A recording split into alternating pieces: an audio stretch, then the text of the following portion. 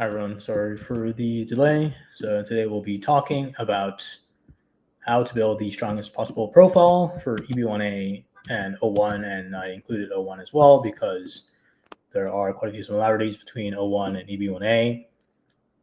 So this is a big topic, and in order to break down this topic into the simplest terms possible, let's go into definitions. So let's define what strongest possible actually means. So the evidentiary standard you need to prove, and this is just based on my conversations with top immigration lawyers, which I have pretty regularly, every week almost.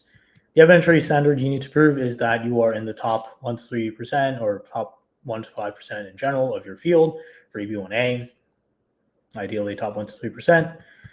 And for O-1, you need to show that you're generally in the top 25% of your field. So that is what it means to build a strong profile, to show with strong evidence a strong claim for how you are in these particular echelons within your field.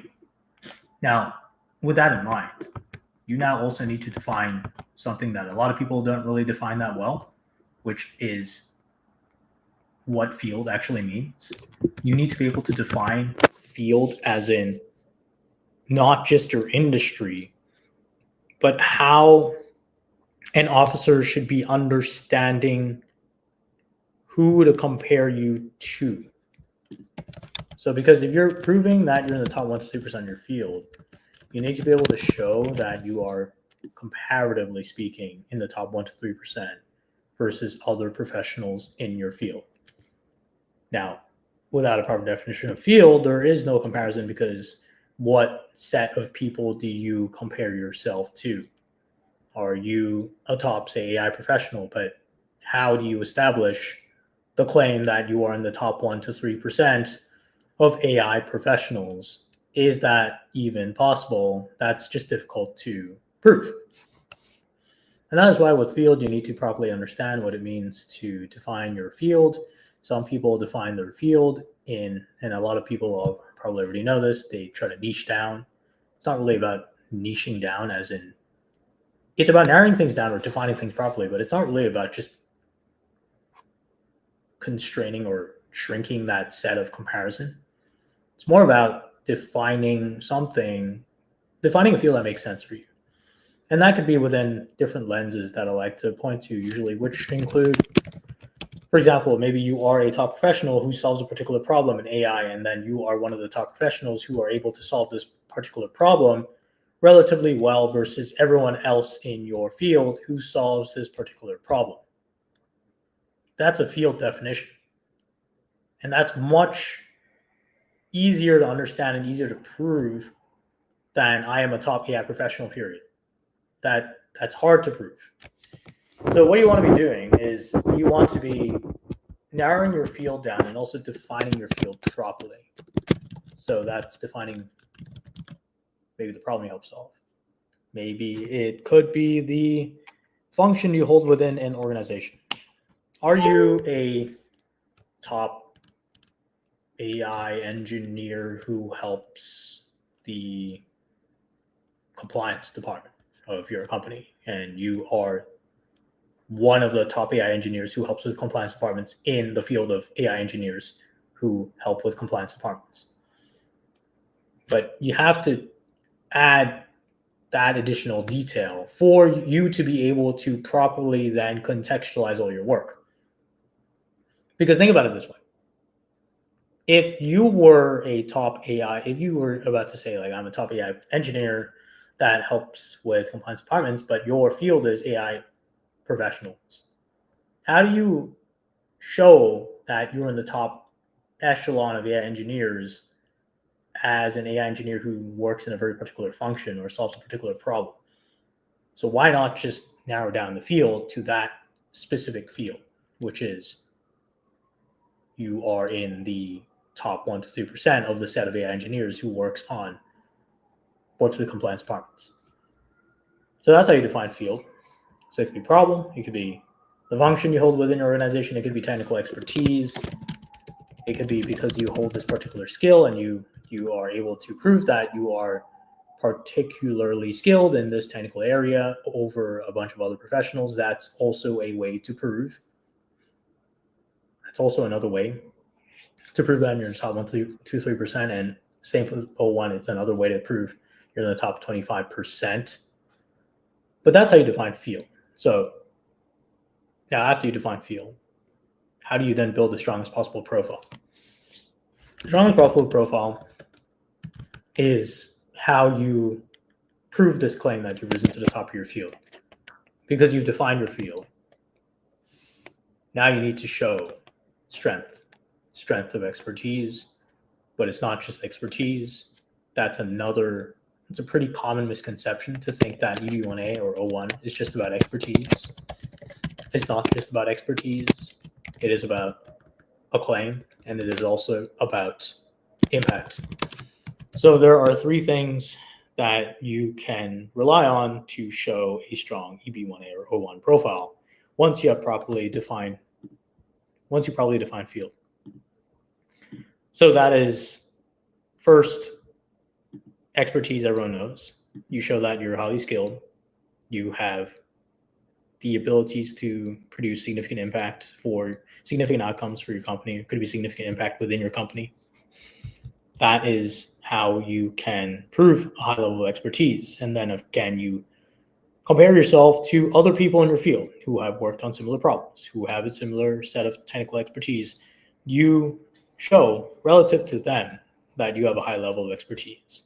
And that could be, I've worked on these massive projects, and people in my field who do not have this particular skill set at this level, they are not staffed on these particular projects. Therefore, I am a top expert in my field. That's one way to show expertise. Now, the other way to show expertise, well, not the other, but another way to show expertise is to show that you are recognized by very top professionals in your field. Once you're able to prove that those people who recognize you, who provide those external references, once you recognize that those people are recognizing you through references, it could be company references, it could be external references. That is another way to show expertise. Because why would these highly recognized experts in your field say that you are an expert if you aren't really an expert, is what you're claiming. So that's how reference letters can come into play. That's just expertise, and that's what people usually call extraordinary ability, EA. But moving on to a claim then. What is a claim? A claim is commonly overlooked, and people don't really understand that this is also a part of EB-1A and O1. A claim is about recognition for your expertise, for the work you've done outside of your company. I mean, there's internal claim. Sure, there's a claim within your company, but that's the piece that most people have. What most people forget is the external acclaim piece. Just because you're recognized within your company does not mean you're recognized within your field. Let me repeat that. So just because you're recognized within your company does not mean you're recognized within your field. A lot of people seem to think the two are the same. They are not, because you could be one of the top people in your company, but be completely unknown in your field. Now, does that mean that you don't have a strong EB-1A or O1? No, but it just means that this additional incremental improvement to your profile, you could have secured, but you didn't.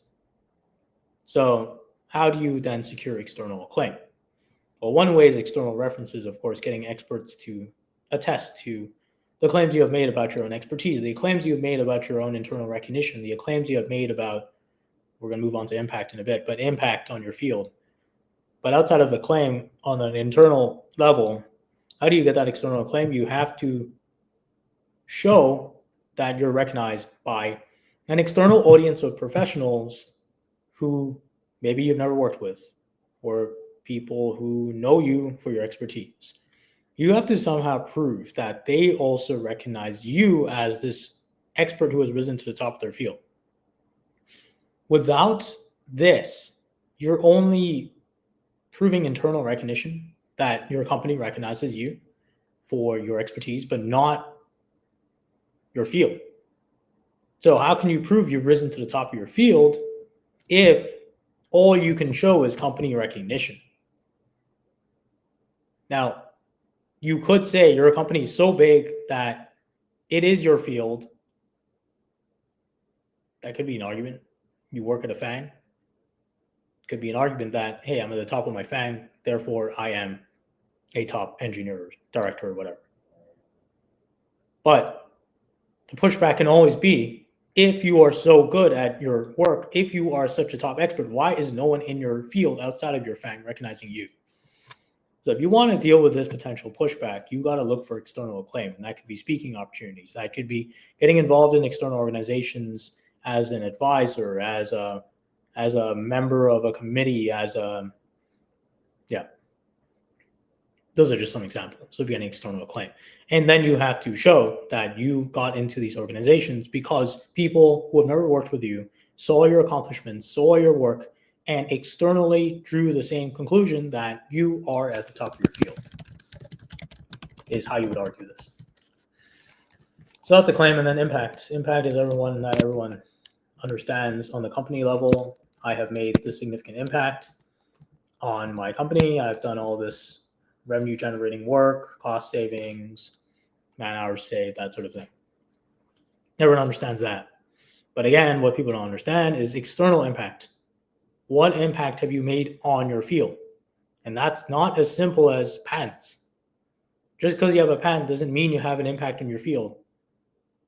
Even if the patent has been around for a while, you need to show that your work influenced your field in some way, such that that way in itself proves significant external impact. Now, to prove significant external impact, you can get reference letters. You can get articles about your work. It doesn't have to be about you. It can be about your work. So, for example, and this is based on an actual example of a case that got approved for original contributions, and this was from a conversation I had with a lawyer recently. They worked on a product that got a ton of industry coverage. That industry coverage translated into influence on that company's competitors and collaborators as well. Both types of companies decided to develop similar products because of the groundbreaking nature of this original product. That applicant was able to show through references from these competitors and collaborators that they had relied on his work to develop their own lines of products similar to the one that he had developed. And that because of that, he was able to claim original contributions. Claim original contributions in the sense that he was able to show that his original ideas had produced a significant impact on the industry, and that even these large company competitors and collaborators were using his work for their own products that were then generating millions or tens of millions or hundreds of millions in revenue. That's external impact that you can potentially prove if what you have done has actually been industry influential. So that's how if you're able to cover all three elements, then you have the makings of the strongest possible EB-1A or O-1 profile. But you need to cover all three, and in many different ways. And you need to be able to dumb things down in a way such that someone who has never worked in your field will be able to understand your work.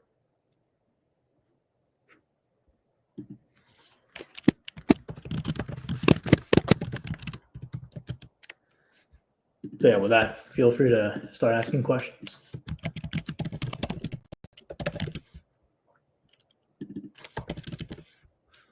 Anyone have questions?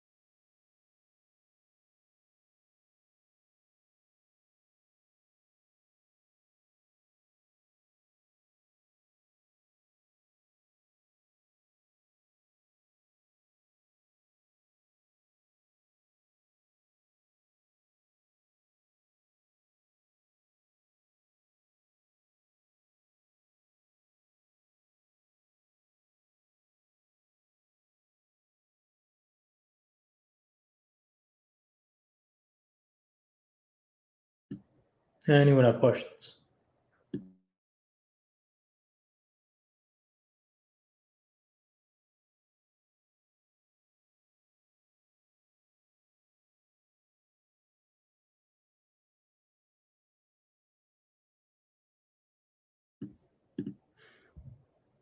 How much savings is considered good for EB-1A? Let's say 2 million per year is good. It's not about a particular number. It is more about how you prove that that number is considered strong for your particular field. Now, if everyone in your field has only been able to save 10,000 and you've saved 2 million, that's pretty strong for EB-1A. It's all about relativity.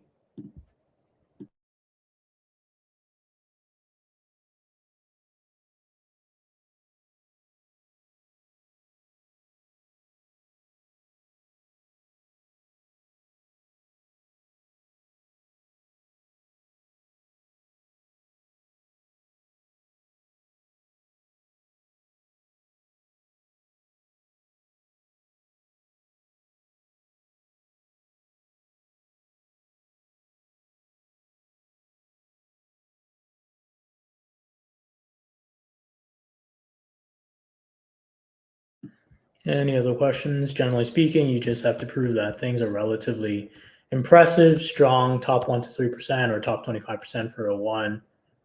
It's not about one threshold that works for everyone. It's just the same as, it's not like everyone's in the same field. There are some fields where hundreds of millions is like normal. There are other fields where a million is not normal at all. So if you have saved 2 million, that's pretty impressive. But you have to show that this is how you compare. Like, I'm in this set of professionals. I'm not in the 100 million plus set. But if your field is normally showing cost savings of hundreds of millions and you've only saved 2 million, that's not a great argument.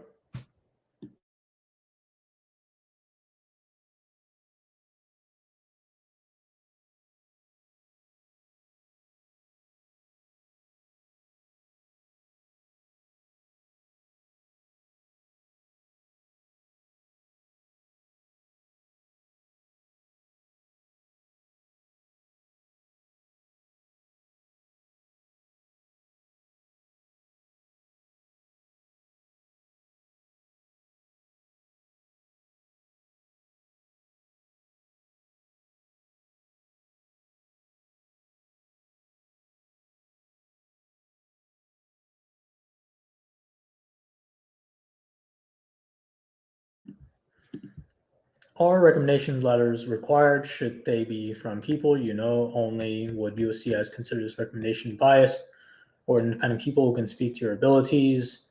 They are not required based on my understanding. Based on speaking to lawyers, they are not required. However, if you have no recommendation letters, how can you possibly say that you're recognized for your expertise? What kind of evidence would you produce?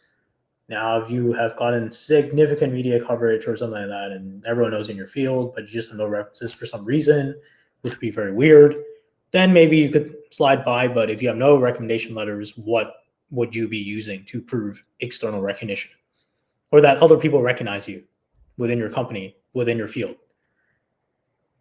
They can be a mix of both. And the reason why you may want both, although it's not necessary to have both types, is because you can prove that you're being recognized for your work alone. It's not about having a personal relationship with a reference. If you've done something so impressive that anyone in your field who doesn't know you would say that's super impressive,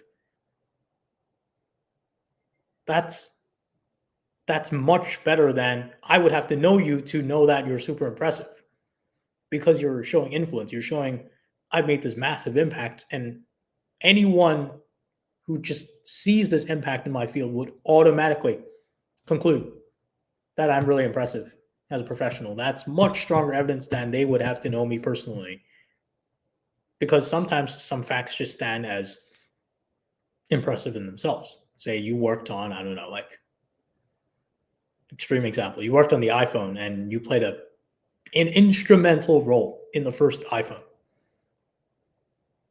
if you're able to somehow prove that and someone in your industry sees, oh, like you worked on the first iPhone, they don't have to know you personally to see that as really impressive. So that is the power of an independent reference. Because they don't know you, they can only talk about the facts you have presented. And if you present no facts, they will provide you with a bad reference because they won't have anything to talk about because they don't know you for your other more subjective qualities, which don't actually matter that much, more like subjective work. They don't have that context for like whether something is considered impressive within your company. However, an independent reference could say whether something is considered impressive in your field because they've probably worked a lot in your field. They have all this experience and they know, roughly speaking, what's considered impressive, what's not considered impressive within your field. They see your work. If they automatically conclude it's impressive based on their experiences there, you have a good independent reference. However, if not able to draw that conclusion, then you don't really prove the external recognition within your field, not within your company. Any other questions?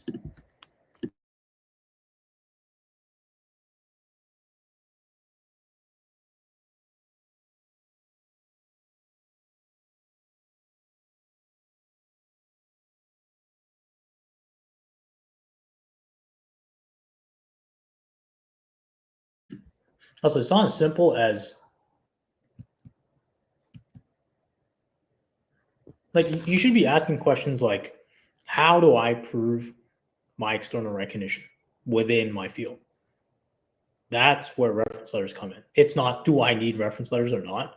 Just like it's like, do I need this judging activity or not? It's more like, how does this judging activity show that I am applying my expertise that I claim I have in my field to this external environment? That's what you're showing. I think all this just comes down to probably, I think like a lot of people think profile building is just, I do this activity, I get this email, and then that's done. Well, it's more like you need to be able to communicate to your lawyer how a certain activity translates into proof of your expertise. That's not always obvious to a lawyer who has never worked in your field. And if it's not obvious to your lawyer, it's not going to be obvious to an officer because they will probably, both of them will have probably never worked in your field. That's just something to really just drill that down into your head, like that. You can't just assume that people know your field the way you know your field. How can one approach the recommenders who are expert in one's field? Send lots of different emails. That's one way. The other way is to go meet these people. Like go speak at a conference that's like one of the top conferences in your field. You'll meet tons of these people. Talk to like 50 of them. You'll probably get one to write a reference for you because they appreciate your work, because they see you as a top expert, because they want to support you, because maybe you did maybe you spoke at the conference and then you automatically got the recognition because they felt like what you said was really great, helped them a lot, helped them learn something. It helps. I see these things happen all the time too. I see people go and speak at conferences, and then they get references from the people who saw them speak. That's way to structure petition. I don't really have the answer to that question. Ask a lawyer. Anyone else have questions?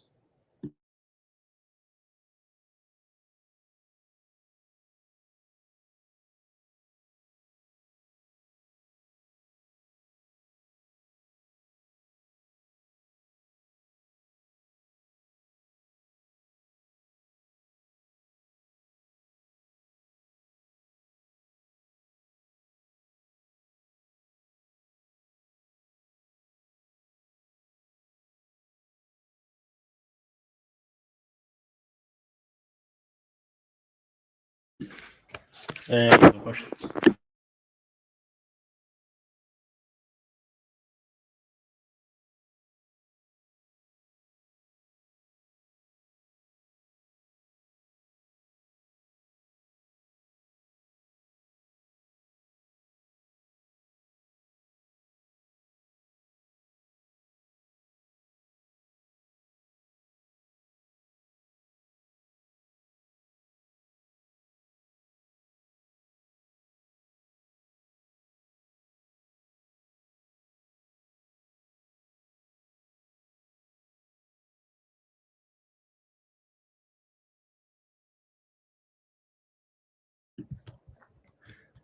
Also, just in general, if you're looking for external recognition for your expertise, you have to be in environments where you are around people who are experts in your field. That is why I keep telling people to join professional organizations. That is why I keep telling people to go to conferences. It's because that is where you will meet more of these experts. It's really just that. You need to be around these experts to get recognized for their expertise, for your expertise. And of course, you can just email all these people. You could not do any of this. You could just email like 100 people a day or something like that. The problem with that is they are very likely to not engage with you because they don't know you. So try to get to know them. And that's by showing up at these places where these people hang out. Like, there's no simpler way to put this. You got to be where these people hang out. Then you got to go talk to them. You got to go help them. You got to show that you have some sort of thought leadership in your field. That's why one of the best ways is to be a speaker at a top conference. You meet hundreds of these people, and they're watching you speak. So these are like independent references.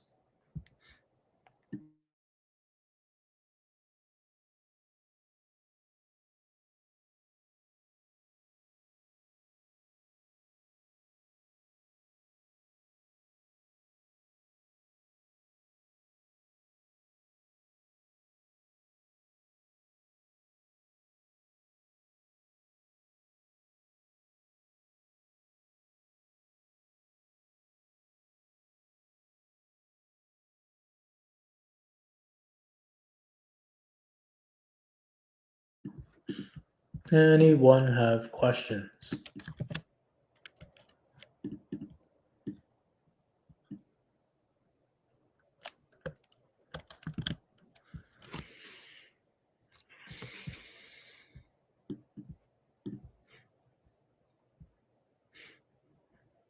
I'll take like a couple more questions. I'll be around for probably 10 more minutes.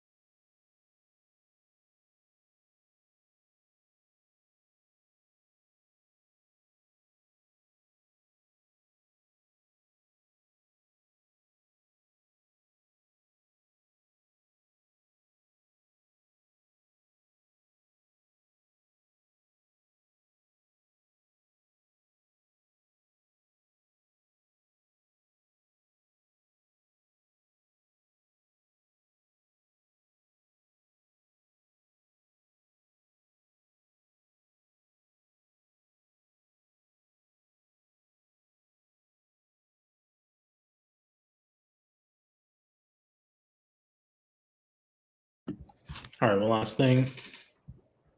It's that you want to make sure that your lawyer understands your field the way you understand your field. Of course, you'll probably not get them to the level of understanding that you have because you've worked for, I don't know, like 5, 10, 20 years in your field and they've never worked in your field. But you want to make sure you lay out all the assumptions you have about your field, all the context anyone would need to be able to properly explain things. If you're not able to explain things to your lawyer properly, as in what we just talked about relative to others in your field, what would someone have to understand to be able to understand to draw the same conclusions that you've drawn about your own expertise, a claim, and impact? Recently, I observed the stance on being invited to judge rather than applying and being accepted for judging opportunities. How do we go around that? That's the same thing. Applying and being accepted is the same as being invited. It's not as granular, and I can, of course, confirm this with a few lawyers I'll be talking to in the next few weeks, but I have not come across this nuance. As in, no lawyer has said, now you need to be invited to judge rather than having applied and just being accepted. To me, they're the same thing.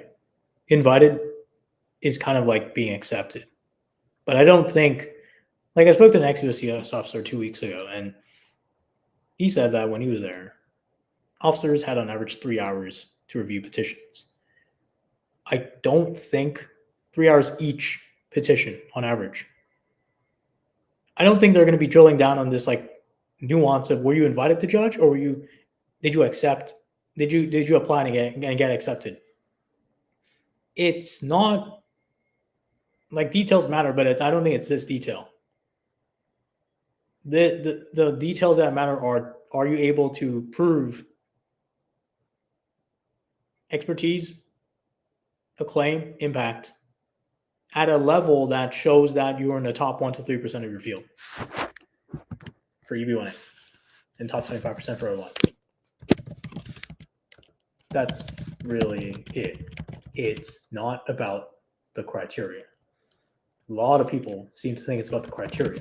That if I get like 5, 10 criteria, I've seen people get approved for 5 criteria and still get denied. It's not about that. It's about your argument, especially these days where there's been an increase in the number of EB-1As being filed, same with O-1. So if you just think that it is as simple as I'm showing that I got invited versus I applied, and it's not that, is what I'm saying. It's not that detailed, but details do matter. All right. Thanks everyone for joining today's live stream. I think there are no more questions. Yeah, thanks everyone for joining.